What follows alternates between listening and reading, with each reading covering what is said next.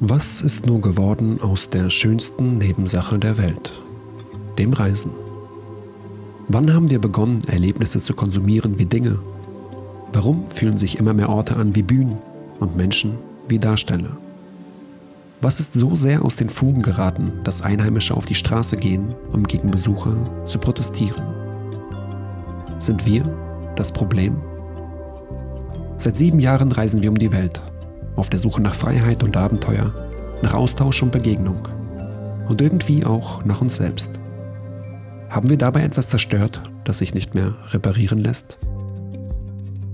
Heute reisen so viele Menschen wie noch nie zuvor.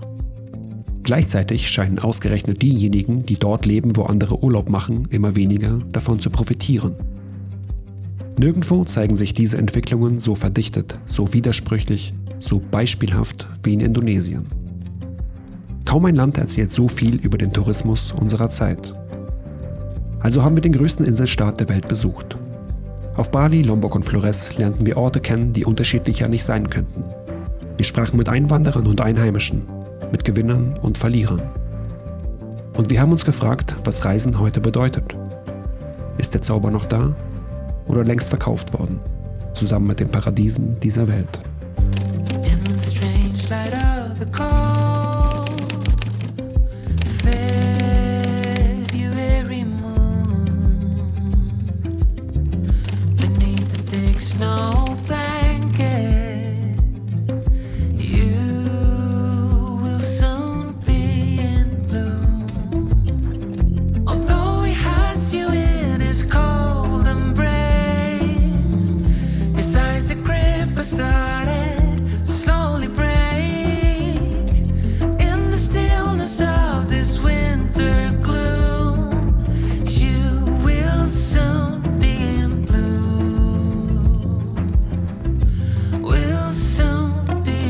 Und wie ist dein Gefühl zu Bali? Hast du das Gefühl, es hat sich was verändert? Ja, auf jeden Fall hat sich vieles verändert. Ja. Aber wir waren ja 2016 das erste Mal auf Bali. Das ist jetzt 9 Jahre her. Und vor 9 Jahren war auch Deutschland anders und die ganze Welt.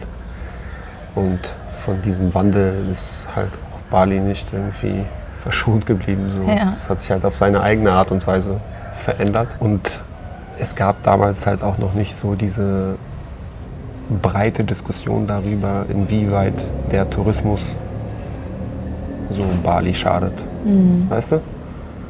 Obwohl die Besucherzahlen auch damals schon eigentlich genauso hoch waren wie jetzt. Ja. Weißt du?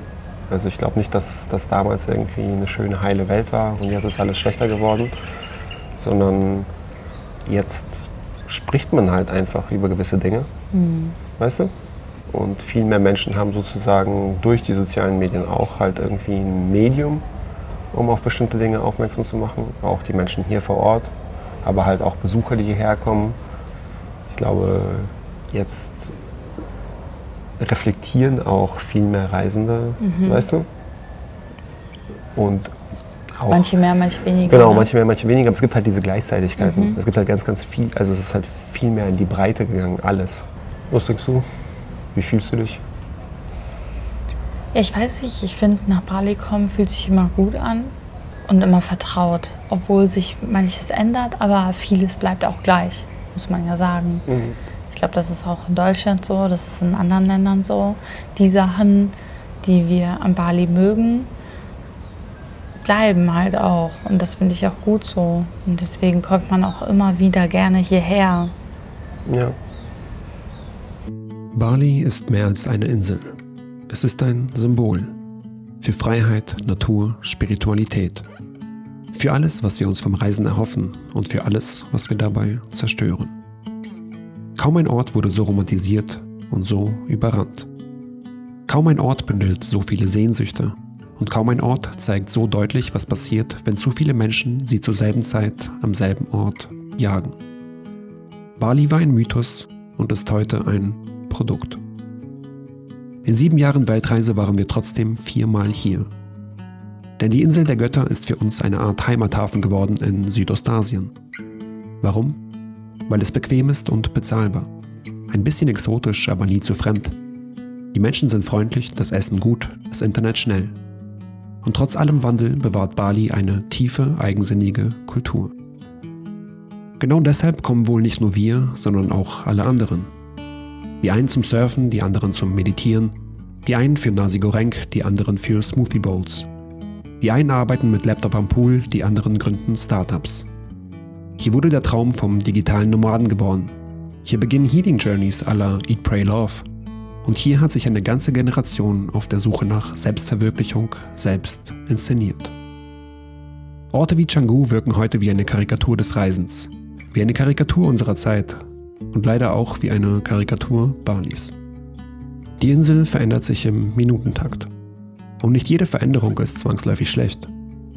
Nirgendwo in Indonesien ist das BIP so hoch wie auf Bali, die Armutsquote so niedrig, die Lebenserwartung so lang. Dieser Aufschwung lockt nicht nur Ausländer, sondern auch Menschen aus dem ganzen Land, die hier Chancen wittern, die sich anderswo nicht finden. Auch deshalb platzt Bali aus allen Nähten. Übertourismus und Überbevölkerung reichen sich auf der Insel der Götter die Hand. Doch egal, mit wem wir dieser Tage sprechen, was die Balinesen wirklich stört, sind nicht die vielen Menschen, nicht der viele Müll, nicht die vollen Straßen. Es ist der Mangel an Respekt. Es sind nackte Oberkörper und halbnackte Ärsche, die durch ihre Straßen streifen. Es sind Rollerfahrer, die ohne Rücksicht über Gehwege rasen und beleidigen und spucken, wenn ihnen jemand im Weg steht. Es ist die Zunahme von Stress und Gewalt auf einer Insel, deren oberstes Gebot Harmonie ist. Ist das der Preis des Fortschritts? Zerstörung, Entfremdung, Ausverkauf? Auf der Suche nach Antworten treffen wir Jing. Er stammt aus den USA, lebt seit 20 Jahren auf der Insel und ist mit einer Balinesin verheiratet. Er hat sich ein florierendes Business aufgebaut. Ein Unternehmen, das 156 Villen verwaltet. This neighborhood, when I first came, was a quiet, remote area. Now, literally outside my door, there's a highway. So, probably if I were to say one of the biggest things that happened was the internet. The internet changed a lot of, for what Bali eventually became. For the good part, I think the internet democratized the economy. Because before the internet, all the economic control was in the hands of the ultra-large capitalists, the people who had megabucks to spend on hotels, to spend on, these gigantic restaurants, and so you needed capital in order to start a business. You would need to have a location on the side of a freeway on the most expensive land. But now you can literally be in the middle of nowhere and popular on Instagram or any other social media platform, people will find you. So the internet has changed that a lot. And then there was this transition to work remote. Well, if you're going to transition to work remote, why not just work in the best place to work remote that already had all this infrastructure built up? So then Bali became a really hot choice, and we had a massive number of, let's say, digital nomad immigration here. Mm-hmm. And the island needs the talent too as well, because there was no middle class here before. Before, your career options, I think, in Bali, let's say having grown up in a village, were limited to you can get a job and work on a cruise ship, or you can get a job and work in a 5-star hotel. And maybe if you're really lucky, if you're really committed, and 30 years later, 1 out of 100,000 will become the general manager. But now what you're seeing is that there's a whole kind of nexus of people who are now versed in all kinds of Western craftsmanship that are high-skilled labor, right? There are people who can now become very excellent content creators because they learned from a foreigner. There are people who are excellent bakers because they learned from a foreigner how to make croissants, right? So we're hiring data scientists, we're hiring data analysts, we're actually drawing this kind of talent to Bali. Half our property owners are typically Balinese people who have decided that they don't want to miss out, and now they're building villas, they're building guest houses, they're building apartments. If you look at the actual statistics, the actual facts, about 60-80% of properties, this is just raw count across all of Bali, are Balinese owned. Gentrification is not a problem here. Let's say Canggu. Canggu was a rice farming village for a very long time. And so the maximum a family could possibly expect out of, let's say, 100 square meters of land is maybe something on the order of $200 a year in terms of the rice crop. Now, they can expect that in one day, because now somebody will pay $200 a day to stay in a villa in their land. The most charming countries I've been to, and perhaps you guys will reflect on this, are the places that haven't changed at all. A civilization that's so charming because it's locked into a kind of a vision of the past, right? But that's not good for the people there, I'm sure, right? The people are locked into poverty, and their job is not to entertain us and be caricatures of some lost society, just so that we can see people wander around traditional costumes and traditional buildings. You know, they have their own lives. They have their own, I think, goals, and perhaps if they all agree that that's the direction they want to go in, then fine. But if they want to participate in globalization, if they want to participate in capitalism, then I feel guilt about saying, no, we got to stop you from being rich, just so that, you know, we get to look at rice paddies now instead of you know, concrete buildings. Ironically enough, maybe Westerners need to educate themselves on Balinese principles. Trihitakarana. It's a principle of, like, whatever you do, it's okay, but just make sure it's harmonious with other people, make sure it's harmonious with nature, and make sure it's harmonious with the divine. And as long as Westerners and Balinese can both believe in that principle, I think we have harmony. I don't think anybody wants to see paradise lost. So I'm staying positive for that. I'm staying optimistic about that.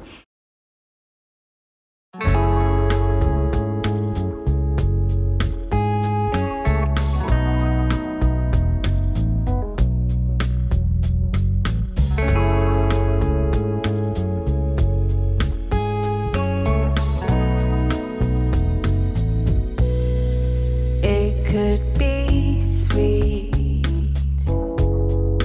Dare to honestly see living at ease, not ego and greed. Bali ist nicht nur Ubud, nicht nur Canggu, nicht nur Uluwatu, nicht nur Smoothie Bowls und Sonnenuntergänge im Infinity Pool. 2022 sind wir einmal um die ganze Insel gefahren. Mit einem Roller, mit Zeit, mit offenen Augen. Fernab der Touri-Hotspots lernten wir ein ursprünglicheres Bali kennen. Aber auch ein deutlich ärmeres. Es war kurz nach der Pandemie und gerade in den entlegenen Ecken spürten wir die Freude darüber, dass endlich wieder Touristen kamen. Dort, wo der Tourismus noch nicht angekommen war, wünschte man ihn sich herbei. Denn er ist hier nicht nur ein Geschäft, sondern ein Versprechen auf Wandel. Natürlich schwemmt er neue Probleme über die Insel, aber er spült auch bestehende fort.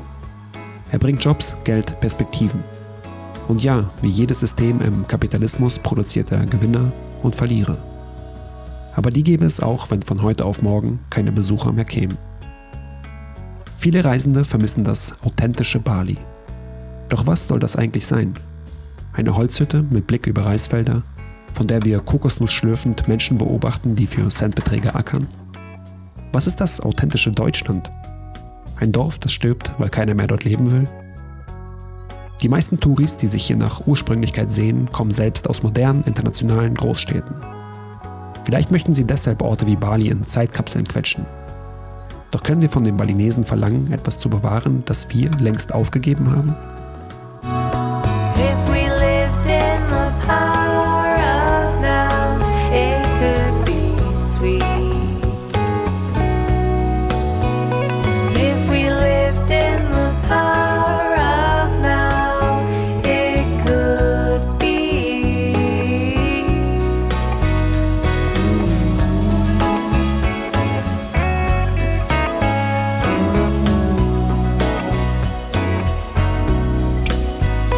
If we lived in the power of now,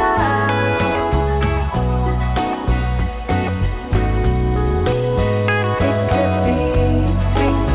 It could be sweet. It could be. It could be sweet. It could be sweet.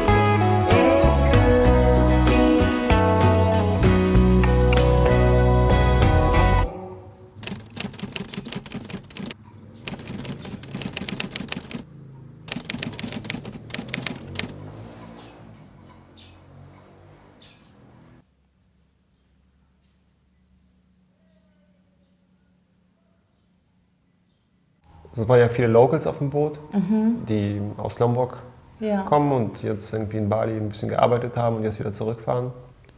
Und war auch interessant, wie froh die alle waren, irgendwie nach Lombok zurückzufahren. Ja, Also ich glaub, Bali ist- ausnahmslos, fast Ja. alle. Also mit denen man gesprochen hat und man hat schon mit einigen Menschen gesprochen. Und Ja, ich habe immer aus Spaß gefragt, so magst du lieber Lombok oder magst du lieber Bali? Und die meinten, nee, Bali ist zu busy. Ja, bin ich mal gespannt jetzt Lombok ein bisschen mal auch zu erkunden, weil ja, das letzte Mal, als wir hier waren, war kurz nach den Erdbeben. Da herrschte hier eine ganz, ganz andere Stimmung und es war irgendwie, man hat sich so fehl am Platz gefühlt. Ja, auf jeden Fall. Ja, vor allem war damals, das war so der Beginn unserer Weltreise. Ja. Und wir waren halt richtig in diesem Backpacker-Modus. Ja. Und hier haben die Leute halt echt heftig gestruggelt zu der Zeit.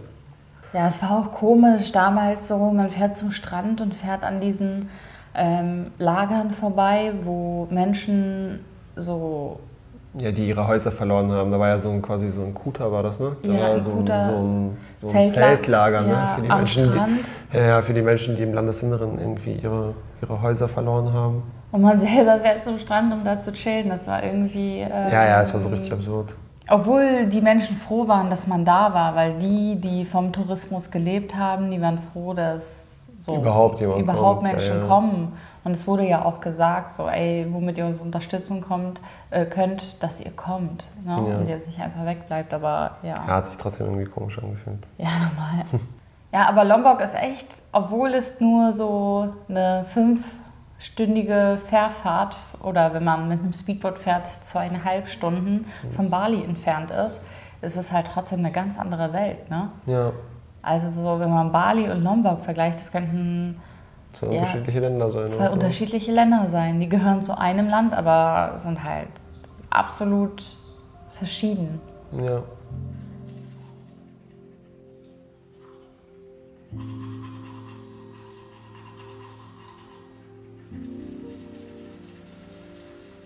So, Anna macht sich gerade noch fertig. Ich habe in der Zeit schon mal einen Roller organisiert. Gleich geht's also los, ein bisschen Lombok erkunden. Unsere Rucksäcke haben wir auch schon gepackt und ja, gute Rucksäcke sind beim Reisen echt Gold wert und unsere Lösung dafür heißt TomTok. TomTok ist eine designorientierte Marke, spezialisiert auf hochwertige Taschen für digitales Equipment, funktional, schützend und durchdacht bis ins kleinste Fach. Es gibt Rucksäcke, Umhängetaschen und Laptophüllen und das alles zu richtig fairen Preisen. Wir nutzen zum Beispiel einen 40-Liter-Rucksack für längere Fahrten und Flüge und den kleineren 28-Liter-Rucksack als Daypack für den Strand, aber auch zum Arbeiten. Wir führen zum Beispiel gleich ein Interview und ich muss den Laptop mitnehmen, um danach direkt die Daten zu sichern. Und für sowas ist der Rucksack einfach ideal. Beide Rucksäcke lassen sich im Muschelstil um 180 Grad öffnen, genau wie ein Koffer. Und dadurch bieten sie extrem viel Stauraum und eine wirklich sinnvolle Aufteilung. Außerdem nehme ich immer diese kleine praktische Umhängetasche mit. Perfekt fürs Handy, für Dokumente, für eine Powerbank. Auf jeden Fall der ideale Alltagsbegleiter. Wenn ihr also auf der Suche nach richtig guten Rucksäcken zu unschlagbaren Preisen seid, können wir euch TomTok nur ans Herz legen. Den Link findet ihr wie immer in der Videobeschreibung. Mit unserem Code Notizen bekommt ihr 10% Rabatt auf Amazon. Schaut also unbedingt mal rein und ja, danke TomTok und danke euch fürs Zuschauen. 95% aller Touristen besuchen nur 5% dieser Welt. Ist das nun gut oder schlecht? Und vor allem, für wen? Wie wird aus einem unscheinbaren Fleck ein Magnet für Millionen? Wer profitiert davon und wer bleibt zurück? Lombok hat alles, was ein Tropenparadies ausmacht. Weiße Strände, grüne Palmen, hohe Vulkane. Und doch machte der große Tourismusstrom bislang einen großen Bogen um das Eiland im Indischen Ozean. Lombok ist mehrheitlich muslimisch geprägt. Die Insel lebt von Fischerei, von Bergbau und vor allem von Landwirtschaft. Ein bisschen Tabak, ein bisschen Chili, ein bisschen Reis. Das Pro-Kopf-Einkommen ist niedrig, die Armutsquote hoch. Viele Besucher lieben genau das an Lombok. Dass hier kaum etwas aussieht wie eine Instagram-Kulisse. Dass hier vieles an ein längst verblasstes Bild von Bali erinnert. Aber ist das gut für die Menschen, die hier leben? Niemand, der es sich leisten kann, von Europa nach Indonesien zu fliegen, lebt in Armut. Und doch romantisieren wir sie, wenn wir durch Dörfer fahren, in denen 3 Generationen unter einem Wellblechdach leben und uns dann einreden, das sei authentisch. Ja, die Kinder hier winken und lächeln, wenn Langnasen wie wir an ihnen vorbeituckern. Doch halten wir an, fragen sie nach Geld, weil sie wissen, dass 1 Euro für uns nichts ist. und für sie so viel wie ihre Väter am Tag verdienen. Natürlich ist es schön, einen Strand ganz für sich allein zu haben. Aber ist es das auch für die Frauen, die Tag ein, Tag aus durch den Sand streifen, weil die einzige Perspektive darin besteht, dass sie einem von uns einen Sarong verkaufen? Die Menschen in Lombok träumen vom Aufstieg. Und weil es sonst keine nennenswerte Industrie gibt, von mehr Tourismus. Dieser Traum scheint gerade wahr zu werden. Das Problem ist nur, dass er sich ohne seine Träumer verwirklicht. Ein Konglomerat aus Politik und Wirtschaft versucht die Insel seit einigen Jahren ins nächste Bali zu verwandeln. Gerade im Süden wird viel gebaut, viel verkauft und vor allem viel zerstört. Wir fahren nach Tanjung an. Ein Strand im Süden der Insel. Jahrzehntelang galt er als einer der schönsten des ganzen Landes. Kleine Warungs, also informelle Restaurants, säumten den weißen Sand. Und Surfschulen lockten Einheimische und Ausländer gleichermaßen ins türkisblaue Wasser. Doch weil hier ein Luxusressort gebaut werden soll, wurde der gesamte Strand geräumt. Dutzende Warungs abgerissen. Alles, was dieses Idyll ausgemacht hat, dem Erdboden gleichgemacht. An diesem Nachmittag treffen wir einen Mann, der vor den Überresten seines Lebenswerks steht. I'm already stay in Tanjung An almost 10 years. Yeah, I just running from the main village because I'm lying to stay there. Yeah, because I'm jobless and then I'm already have family. So I just come to the beach here to make it like a small business. Sometimes I don't have even it's like 1 cent rupiah money. Yeah. First I just like doing is like some small gazebo, and then we just like selling like snack like this. Yeah. From the first I come here, there was is like I was heard about the issue. They can like the one day the government can building something. We know can be really want to make like a 5-star hotel up there. So we thinking it's fine. My position is still okay. Yeah, we still can keep going. The police come like a police, army, like it's like many department also they was coming. Maybe around it's like about it's like a 700 or 1,000 people. It's like a shock that time. There was like this the really poor family. There was like a first that this position, yeah. And then like spontaneously you have to leave from here. Not just like not 1 hour. Everything is clear. And then it's my neighbor. They fight because I see the people the problem like that. So I'm really talking good because it's my building. Is I think I was like renovation 2 months ago. Yeah. And then I was make good one. Why I make good one? Because I was thinking just until there. And then I was hopefully when it's like was no building there, so I can get like more customers here.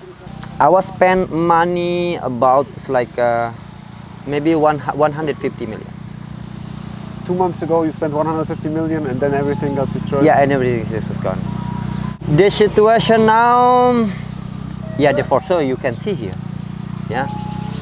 Right now, really, we don't have planning. Yeah. So we just like doing my day every day. I don't have like many options to look the future. We like a small people. We not like a really good education with this like a European people, Western people. Yeah. We cannot doing too much. We just is like can doing is like by my energy, like a manual thing. We cannot doing working on the laptop or everything. Yeah. We cannot like stop modernization. Yeah. You cannot. Nobody can stop. If you can follow the competition, can follow the situation. Yes, for sure you can get the money. But ours is like worried. Is like the everything is so instant. Like the knowledge the people here is not balanced than the situation. I mean, just the people come from outside, take job. So the people from here just like watching the movie. Yeah, I was just like hoping. Yeah, the government can be really like look this situation, not just like fair from like rich people. Yeah, have to be look the small people also. Yeah, the example like us here, even he's really stop my like small business here. What I can do?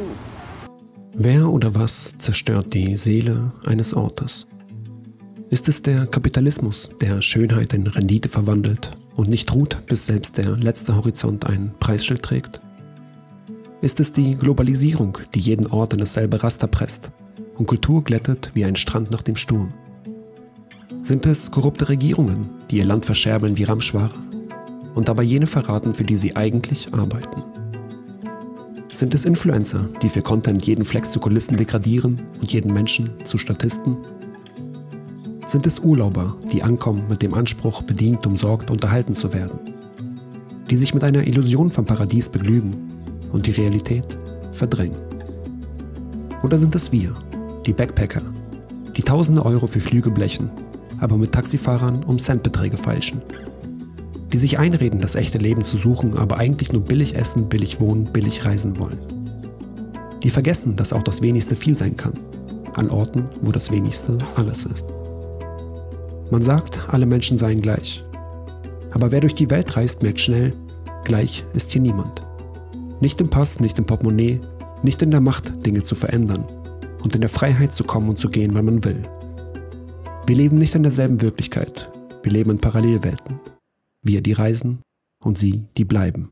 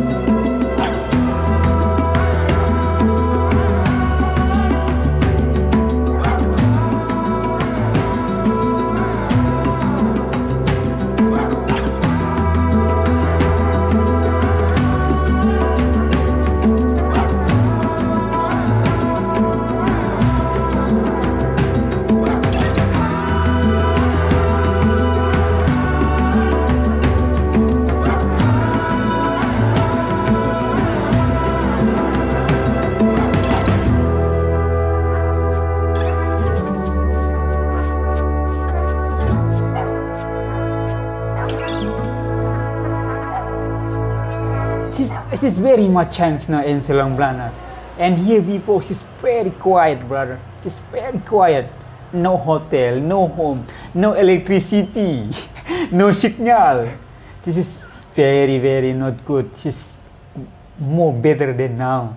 Now just have internet, have Wi-Fi, have a handphone. Long time ago, no television. Yeah. Just have radio.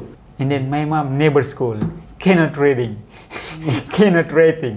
And then my father same like that one. When I go to school, some people buy some food and then me just nothing. Mm-hmm. Yeah, but some in my home I have many 3 mango. I take the mango, I bring to school, and some my friend buy it to me. And then this is the money for the buy some food. I finished senior high school, and then I go to university just 1 year, just 1 million. Then my mom just borrow the money to the neighbor, and then I go to Bali for school. I take computer, yeah, and then when finish this one, and then take the work in Bali 1 year. I work in a supermarket. After that one, I back home here. 1 year already married, and then I have son. And then some people come to my home. You need a job? Yes. Just I say yes, I need. And then okay, where's your CP? And then I make CP and then make letter and then send to the company. Selang Belanak Bungalo. And then first time work in the night. This is party. So many ladies, many something like this, just drink, drunk, something. Wow. And then this first time because I'm school in Islamic school. No, never see like that one. And then but it's okay. This is maybe for my wife and for my son. And then I work that one. Start in the morning until in the night. I work that one. Waiters, reception, housekeeping. You know how much the salary? Per salary 700. Maybe after 3 months, like 1 million. I have 3 jobs. And Kayuma in the morning for the service the breakfast, and then for the booking.com, and then come after 12 o'clock I move to Kayuma, the reception, and then for the pool attendant. And then the other one just check full. Something like that. And then 4,900,000. This that one. Sometimes when I see by myself, I thinking this one, how to get for make my future more good. I want my son happy than mine, because it's very hard long time ago. Like sugar palm, when I child, he cut and then waste his throat to the rubbish. I take this one for I'm eating, brother. Really, because I don't have money for buy. I'm happy my son is, alhamdulillah, not like me before. I'm happy, like when I back home, give money to my wife, she's happy. It's enough for me.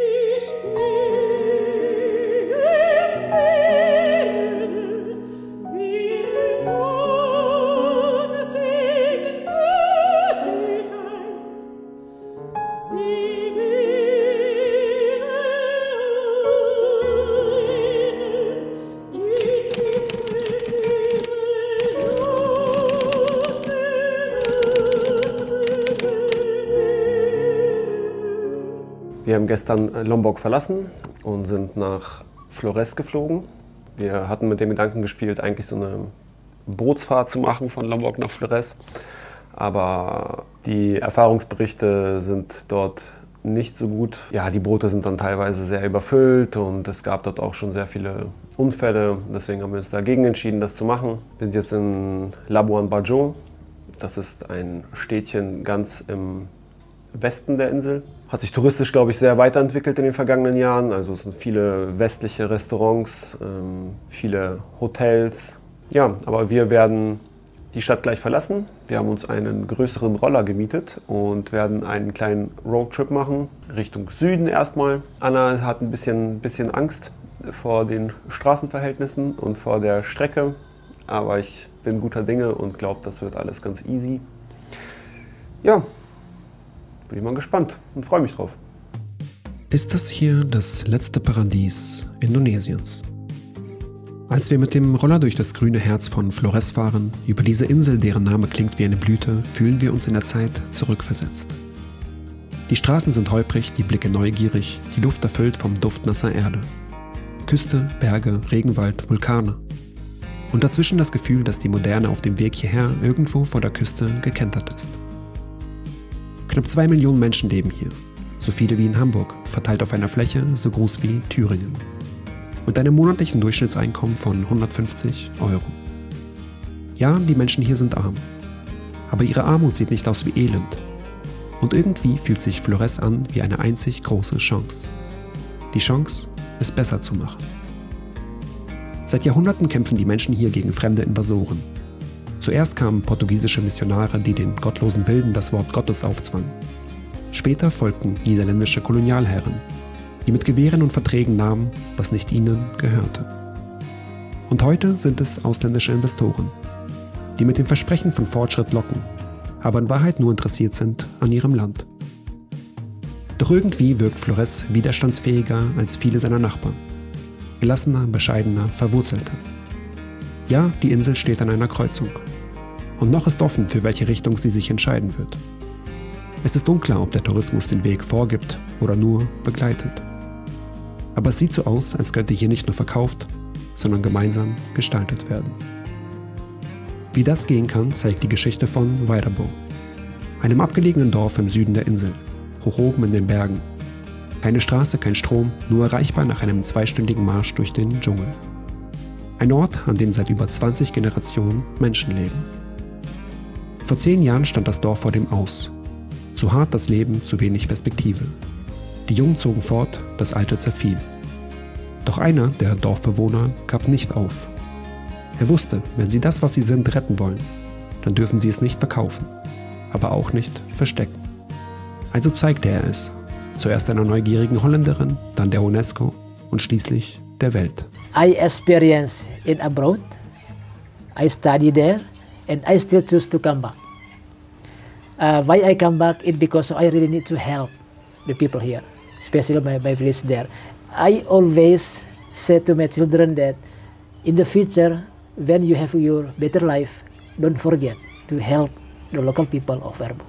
Vairabo is the root of us. Actually, there is a big change there. When I was childhood, our daily food is cassava and yam. The food is very limited, and of course, the situation is very, very poor that time. Yeah, very, very poor. Now is very easy the people to get money. Very easy the people to go somewhere and to buy rice, some rice, not hard anymore. The access of tourism in the village of Vairabo, it really improved the economic of the local people. When the guests they have a good knowledge, let's say, when the guests as teacher, English teacher, they also learn the local people there. They teach the local people English. When the guests also they know how to cook, they also share the knowledge to the local people. Yeah. What I always said to the guests that the local people of Vairabo need helping, not to bring money, but please bring your knowledge to them, bring your experience to them, so they also able to improve the life of them, and that one is really helpful. In Vairabo, we have no school, no church, no market, no hospital. No one of the people of Vairabo who live only in Vairabo, because we need to go out to find something. We enjoy our life in 2 different sides. Little bit primitive in Vairabo, little bit modern in Combo.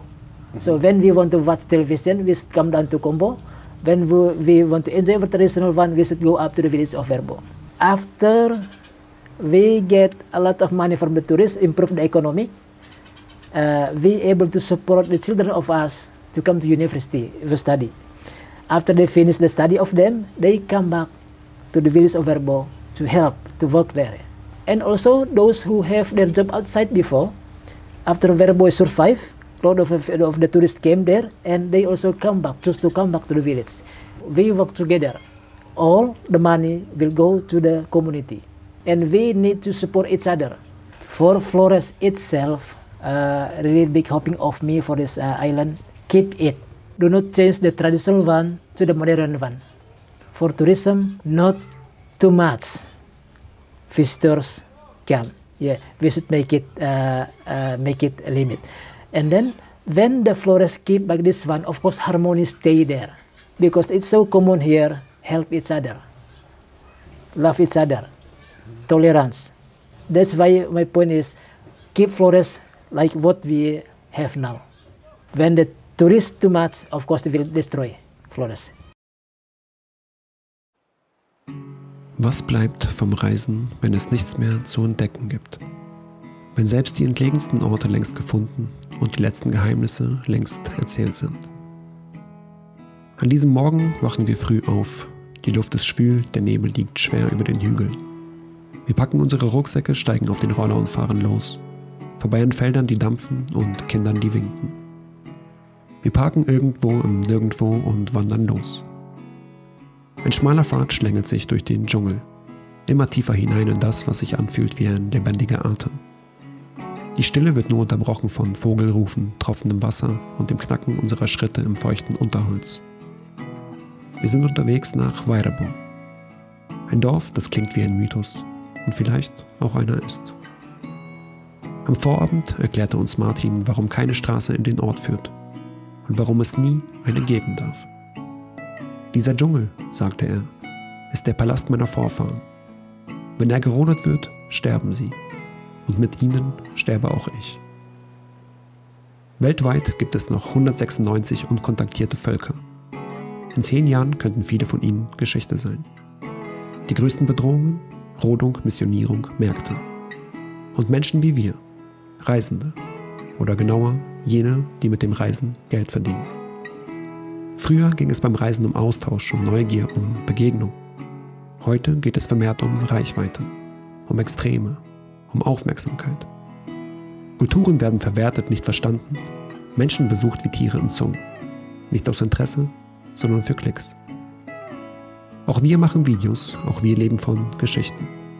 Auch wir müssen uns immer wieder fragen, was erzählen wir, was zeigen wir und vor allem, warum.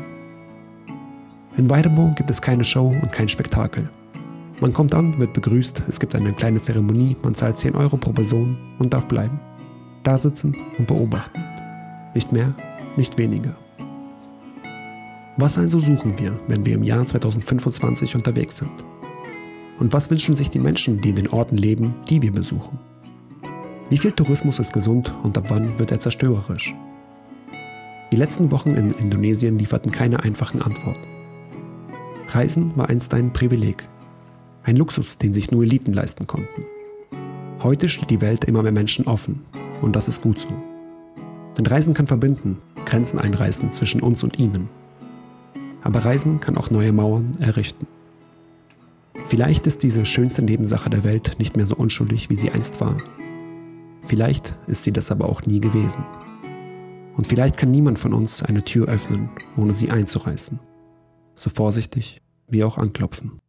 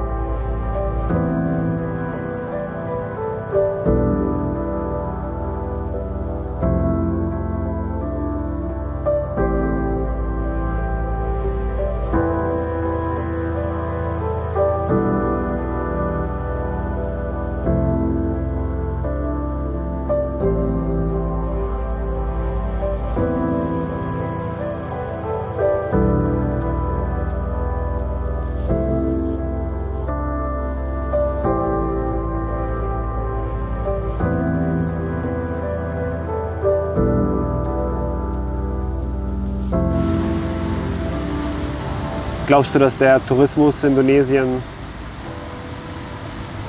zerstört? So harsch würde ich das nicht sagen. Also der Tourismus nimmt seinen Einfluss negativ, aber auch sehr positiv. Und für mich hat irgendwie auf dieser Reise das Positive überwogen. Was denkst du? Es wird ja heutzutage zu Recht das Reiseverhalten, wie es sich entwickelt hat, kritischer gesehen als vielleicht noch vor 10 Jahren sogar. Und es gehen zu Recht Leute in Europa auf die Straße gegen eine Form von Übertourismus. Ja. Aber ich glaube, das ist, was vielleicht in Europa zutrifft, weißt du?